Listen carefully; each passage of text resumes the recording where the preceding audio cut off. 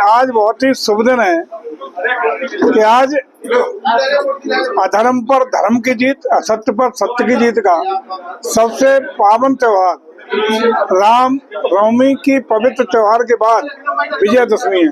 जब राम जी ने अधर्म का नाश करके धर्म की स्थापना करने का काम किया था, रावण का वध करने का काम किया था। आज ही के दिन सनातन संस्कृति को ताकत देने का सबसे मजबूत संगठन राष्ट्रीय स्वयं सेवक संघ का शताब्दी वर्ष की शुरुआत है।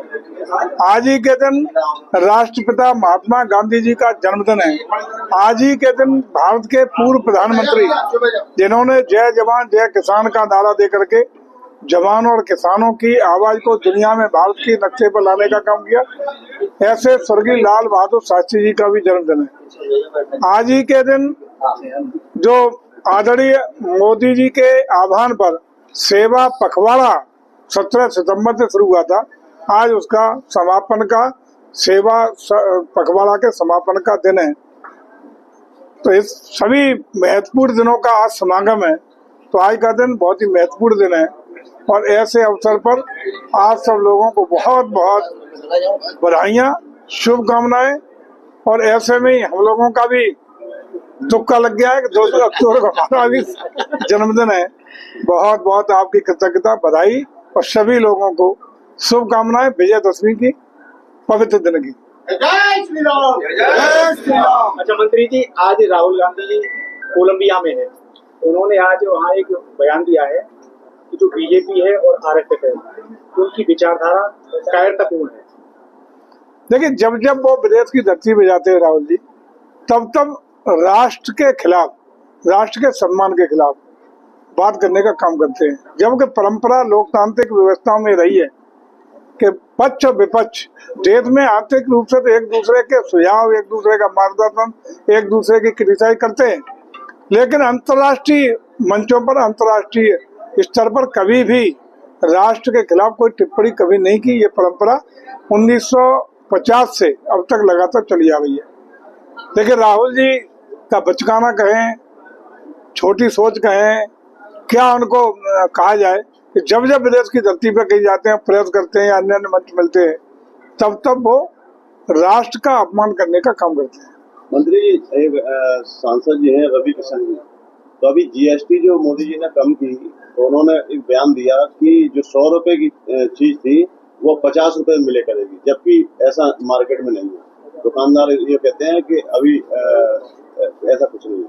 देखिए, जीएसटी का जो घटाव हुआ है 28 से 18 का चला हुआ, 28 वाला स्लैब खत्म किया गया, कुछ चीज 5% में आई, कुछ 18 में आई। उसका पूरा लाभ जो स्लैब घटा है, उसका टैक्सेशन का पूरा लाभ आम उपभोक्ता तक पहुंचे।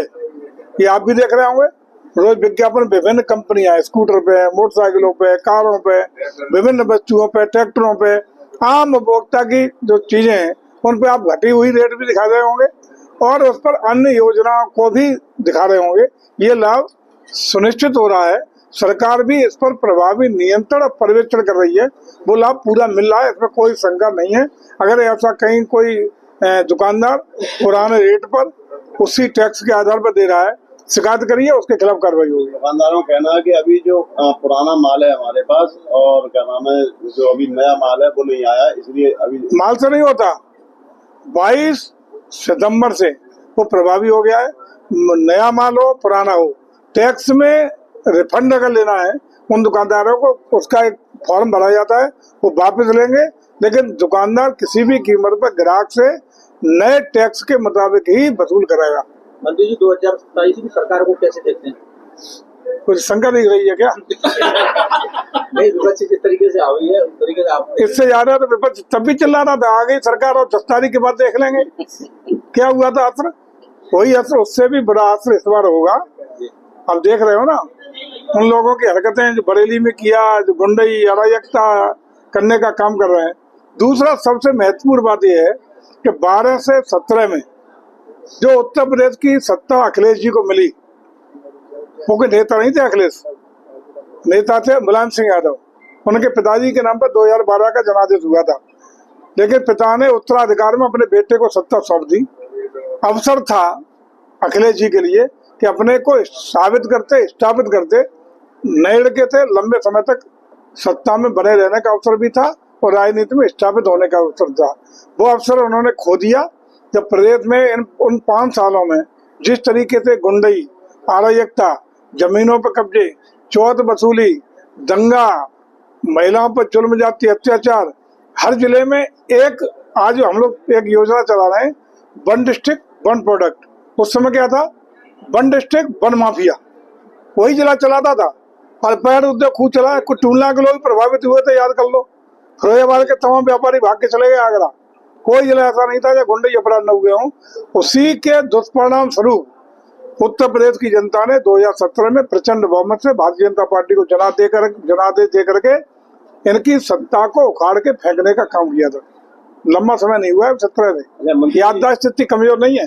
जब तक याद रहेगा इनके वो 12 से 17 का कार्यकाल, जब पाकिस्तान बना के रख दिया था उत्तर प्रदेश को, कब्रिस्तानों की बाउंड्री होती थी, आज सनातन के मंदिरों का कायाकल्प हो रहा है पूरे प्रदेश में। उस समय के हालात, आज के हालात आपने देखे होंगे। और जब तक वो याद रहेगा तब तक दोबारा कभी सत्ता अखिलेश को उत्तर प्रदेश की जनता सौंपने वाली नहीं है।